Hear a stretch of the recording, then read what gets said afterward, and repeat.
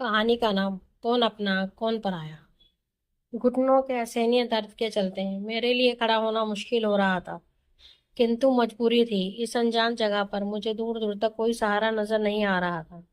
अतुल को परसों जबरदस्त हार्ट अटैक पड़ा था और देहरादून में उचित व्यवस्था न होने के कारण वहां के डॉक्टरों की सलाह से अतुल को दिल्ली के एक बड़े अस्पताल में लाना पड़ा।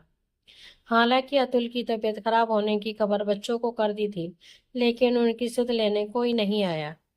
यह सोचकर मेरी आंखें भर आईं कि क्या इसी दिन के लिए लोग औलाद चाहते हैं। दर्द असहनीय होते जा रहा था। चक्कर सा आने लगा कि अचानक किसी ने आकर थाम लिया और अधिकार के साथ बोला, आप हटिए यहाँ से, मैं पैसे जमा करवा दूंगा। आवाज सुनकर मैंने चौंक कर ऊपर देखा तो मेरी निगाहें जम सी गईं। तुम यहाँ कैसे पहुंचे? मैंने कांपते स्वर में पूछा।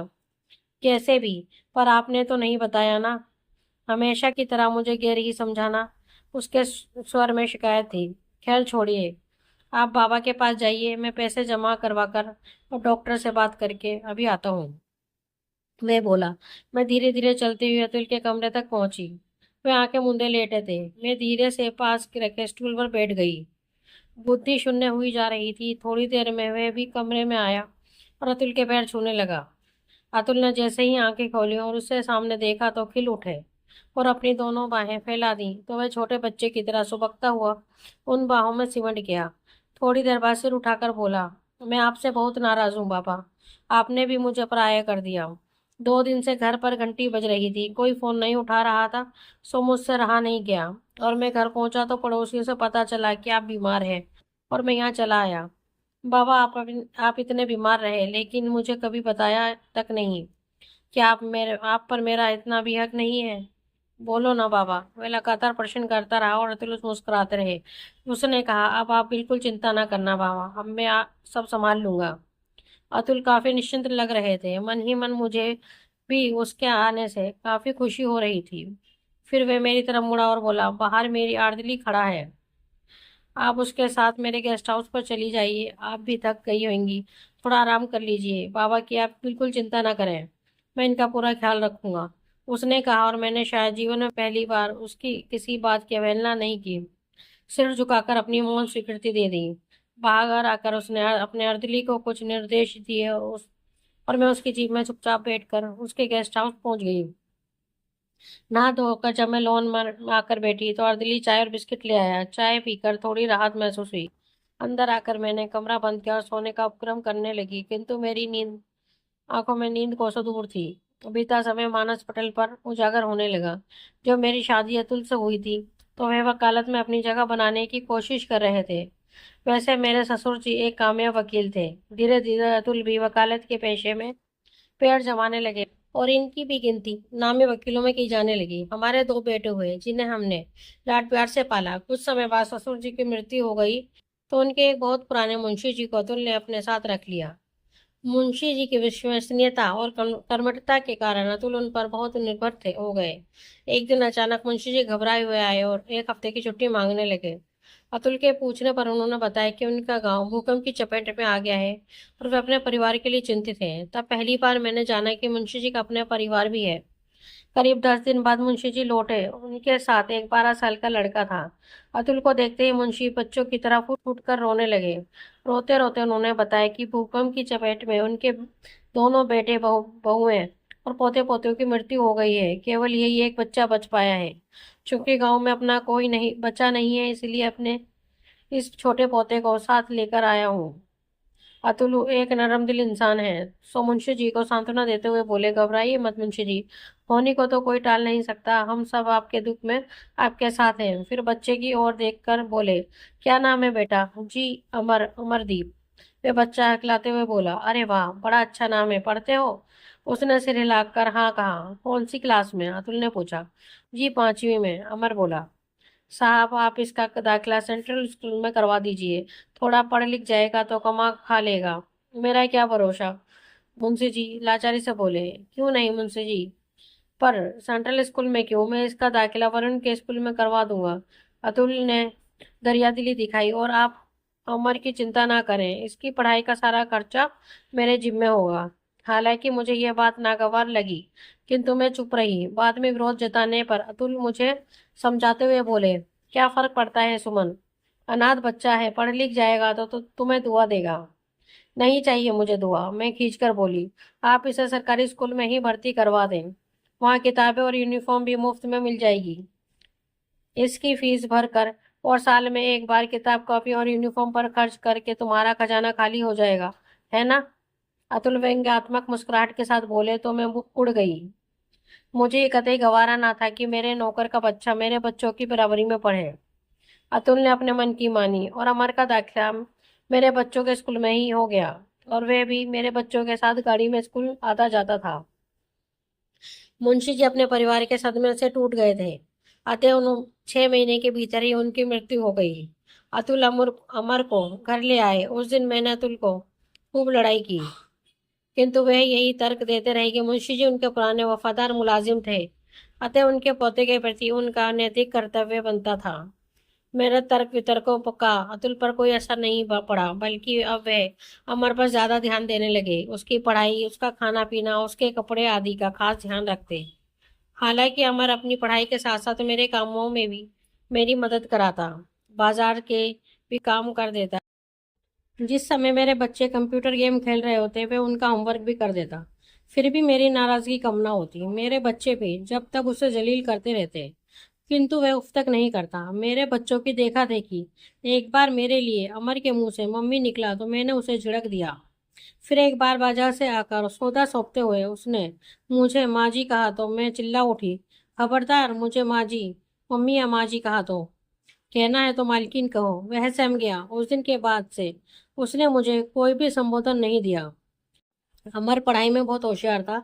अपनी कक्षा में वह हमेशा प्रथम आता था। इससे अतुल बहुत खुश होते थे। 12वीं की परीक्षा समाप्त होने पर एक दिन अतुल बोले, मैं सोचता हूँ अमर को पीएमटी की परीक्षा में बिठाऊं।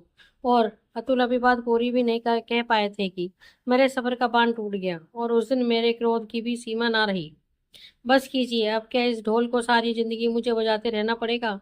डॉक्टरी की पढ़ाई 5-6 साल से कम नहीं, और खर्चा बेतहाशा। मैंने क्या इसका ठेका उठाया है जो अपने बच्चों के हिस्से का पैसा भी इस पर खर्च करूंगी। 12वीं तक पढ़ा दिया, अब ये कोई छोटा मोटा काम करे और हमारा पीछा छोड़े। मैं अब इसे और बर्दाश्त नहीं करूंगी। मैंने गुस्से में ये भी ना सोचा कि कहीं अमर ने ये सब सुन लिया हो तो, और शायद उसने मेरी बातें सुन भी ली थी। 2 दिन बाद अतुल के पास आकर जाकर अमर धीरे से बोला, बाबूजी, मैं डॉक्टर या इंजीनियर नहीं बनना चाहता, बल्कि मैं सैनिक बनना चाहता हूँ। मैं एनडीए का फॉर्म लाया हूँ, आप इस पर हस्ताक्षर कर दें। अतुल ने ना चाहते हुए भी उस पर दस्तखत कर दिए। और फिर एक दिन अमर को एनडीए की परीक्षा में शामिल होने का पत्र भी आ गया। 5 दिन की कड़ी परीक्षा देकर जब वह देहरादून से लौटा तो उसका चेहरा खुशी से दमक रहा था। उसका चयन हो गया था। जिस दिन वह अपना सामान लेकर ट्रेनिंग पर जा रहा था, अतुल की आंखों में आंसू थे। बेटा, मैं तुम्हारे लिए ज्यादा नहीं कर पाया। अमर को गले लगाते हुए अतुल बोले, ऐसा ना कहें बाबूजी। मैं आज भी जो भी हूँ और भविष्य में जो भी बन पाऊंगा सिर्फ आपकी वजह से। मेरा रोम रोम आपका सदा आभारी रहेगा। अमर रोते हुए बोले। जब वह मेरे चरण स्पर्श करने आया तो मैंने बेरुखी से कहा, ठीक है ठीक है, और वह चला गया। मैंने भी चैन की सांस ली। मेरे दोनों बच्चे इंजीनियरिंग की पढ़ाई कर रहे थे। वरुण ने आईआईटी मुंबई से एमटेक किया। उसे अमेरिका में नौकरी मिल गई। वहीं उसने एक लड़की से शादी कर ली। उस दिन मैं बहुत रोई थी। छोटे बेटे शशांक को बोकारो जमशेदपुर में नौकरी मिल गई। उसने भी एक विजातीय लड़की से प्रेम विवाह किया, जिसने कभी हमें अपना नहीं माना। अमर के पत्र लगातार अतुल के पास आते रहते। ट्रेनिंग पूरी करके उसके लेफ्टिनेंट के पद पर नियुक्ति हुई। एक बार हमसे मिलने के लिए अमर 2 दिन के लिए आया था, किंतु मेरा व्यवहार उसके प्रति रूखा ही रहा। हाँ, उन 2 दिनों में मैंने अतुल को कहे लगाते देखा था। फिर अतुल को लकवा हुआ तो मैंने दोनों बच्चों को खबर दी। वह भी, लेकिन किसी ने भी हमें अपने साथ रखने की बात नहीं की और ना ही कोई पैसे से मदद की। उल्टे दोनों बेटे नसीहत देने लगे कि हम अपना बंगला बेच दें और एक छोटा सा फ्लैट ले लें। पहली बार मुझे अपनी कोख पर अफसोस हुआ और एक पल को अमर की याद भी आई, किंतु मेरा अहम आड़े आ गया। कभी कभी अमर का फोन आता तो मैं टाल देती। अतुल की बीमारी पर काफी पैसा लगा। आमदनी रही नहीं, सिर्फ खर्चे ही खर्चे। रोज रोज पानी उलीचने से तो कुआं भी खाली हो जाता है, तो हमारे बैंक में जमा पैसे का क्या। हार कर अपना बंगला मुझे बेचना पड़ा। देहरादून में पुश्तैनी टूटा फूटा घर था, उसे की मरम्मत करवा कर हम वहां रहने के लिए आ गए। मैंने गुस्से के मारे अपने बेटों को खबर भी नहीं दी। हाथ उल के बहुत आग्रह पर 2 लाइनें अमर को लिख दी, जिसमें अपना नया पता व टेलीफोन नंबर था। पत्र मिलते ही अमर देहरादून आ गया। अब यह कैप्टन बन चुका था। सारी बात पता चलने पर उसने अपने साथ चलने के लिए बहुत जिद की, लेकिन अतुल ने उसे समझा बुझाकर वापस भेज दिया। अमर नियमित रूप से पत्र भेजता रहता, हालांकि वे पैसे से भी मदद करना चाहता था, लेकिन मेरे अहम को ये गवारा ना था। अमर की शादी का निमंत्रण आया तो मैंने कार्ड छुपा दिया। किसी कर्नल की बेटी से उसकी शादी हो रही थी। उसका फोन भी आया तो मैंने अतुल को नहीं बताया। फिर एक दिन वह अपनी पत्नी को लेकर भी ही देहरादून आ गया। हालांकि बड़ी प्यारी और संस्कारी लड़की थी, लेकिन मैं उन लोगों से खिंची खिंची ही रही। उनके जाने पर अतुल ने मुझसे झगड़ा किया कि मैंने शादी के बारे में क्यों नहीं बताया। अब अतुल कुछ चुप चुप चुप से रहने लगे थे। एक तो अपनी अपंगता के कारण, दूसरे बच्चों की बेरुखी से वह आशाहीन हो से हो गए थे। शायद इसी इसी कारण उन्हें यह अटैक पड़ा था। मैंने घबराहट में दोनों बच्चों को फोन पर सूचना दी तो वे दोनों नहीं आने में अपनी असमर्थता जाहिर की। इस बार चाहते हुए भी मैं अमर को मदद के लिए नहीं बुला पाई। हाँ, दिल्ली आते समय पड़ोसियों को अस्पताल का पता देकर आई थी, एक उम्मीद में, और वही हुआ। आखिर अमर पहुंच ही गया। अचानक दरवाजे पर दस्तक से मेरी तंद्रा भंग हो गई। दरवाजा खोलकर देखा तो सामने नौकर खड़ा था। माँ जी, खाना तैयार है, आप खा लीजिए। अस्पताल का खाना भी मैंने पैक कर लिया है, फिर हम अस्पताल चलेंगे। मैंने जल्दी जल्दी कुछ और निकले और उस अर्दली के साथ अस्पताल पहुंच गई। देखा तो अतुल काफी खुश लग रहे थे। मुझे ये देखकर बहुत अच्छा लगा। अमर ने बताया 2 दिन बाद ऑपरेशन है। ऑपरेशन कामयाब रहा। सारी भागदौड़ और खर्च अमर ने ही किया। इस बार मैंने उसे नहीं रोका। जब अतुल को अस्पताल से छुट्टी मिली तो अमर ने एक बार फिर अपने साथ उसके घर डलहौजी चलने का आग्रह किया। जब अतुल ने ऑपरेशन सूचक नजरों से मेरी ओर देखा तो मैंने मुस्कुराते हुए मौन स्वीकृति दे दी। अमर को तो जैसे कुबेर का खजाना मिल गया। उसने फौरन फोन कर अपनी पत्नी भावना को बता दिया। हम जब डलहौजी में अमर के बंगले पर पहुंचे तो भावना बाहर खड़ी दिखी। जीप से उतरते ही उसने सिर पर आंचल कर डालकर मेरे पैर छुए, अमर सहारा देकर अतुल को अंदर ले गया। अतुल काफी खुश नजर आ रहे थे। मुझे भी काफी सुकून सा महसूस हुआ। अपनी बहुओं का तो मैंने सुख देखा नहीं, पहली बार सास बनने का एहसास हो रहा था। रात का खाना अमर ने अपने हाथों से अपने बाबूजी को खिलाया। काफी देर तक दोनों गप्पे मारते रहे। भावना बार बार आकर मेरी जरूरतों के बारे में पूछ जाती। खाने के बाद जब मैं बिस्तर पर लेटी थी तो अचानक मुझे दरवाजे के बाहर अमर की आवाज सुनाई पड़ी। मैंने ध्यान से सुना तो वो भावना को मेरे लिए कॉफी बनाने को कह रहा था। मेरा मन भीग गया। उसे अभी भी याद है कि मैं खाने के बाद कॉफी पीती हूँ। थोड़ी देर में भावना ट्रे में कॉफी का मग लेकर आई। माँ जी, आपकी कॉफी लाई हूँ, साथ में आपका मीठा पान भी है। अमर को याद रहा कि मैं मीठा पान मेरी कमजोरी है। अतुल को मेरा पान खाना पसंद नहीं था, सो मैं कभी कभी अमर से ही पान मंगवाया करती थी। मैं द्रवित हो उठी। 2-3 सप्ताह बाद जब अतुल की तबीयत में काफी सुधार आ गया तो मैंने अमर से अपने घर जाने की बात की। अमर उदास हो गया और कहने लगा, क्या आप यहाँ खुश नहीं हैं? क्या आपको कोई तकलीफ है? ऐसी बात नहीं है बेटा। मेरे मुंह से अचानक निकल गया। बेटा भी कह रही हैं और बेटे का हक भी नहीं दे रही हूँ। अमर भावुक होकर बोला, एक शर्त पर बेटे का हक दे सकती हूँ, यदि तुम मुझे माँ कहो तो। अपनी भावनाओं को मैं रोक नहीं पाई और अपनी दोनों बाहें पसार दी। वह एक मासूम बच्चे की तरह मेरी गोद में समा गया और रोते हुए बोला, माँ, अब मैं आपको और बाबूजी को कहीं नहीं जाने दूंगा। अब आप दोनों मेरे पास ही रहेंगे। बोलो माँ, रहोगी ना? मैं लगातार ये पूछता जा रहा था और मैं उसके बालों को सहलाते हुए बोली, अपने बच्चों को छोड़कर कौन माँ बाप अकेले रहना चाहते हैं? हम यही रहेंगे अपने बेटे के पास। मैं भावुकता में बोले जा रही थी और मेरी आंखों से गंगा यमुना बह रही थी। थोड़ी देर में तालियां बजने लगी। मैंने नजर उठाकर देखा तो अतुल और भावना तालियां बजा रहे थे और हंस रहे थे।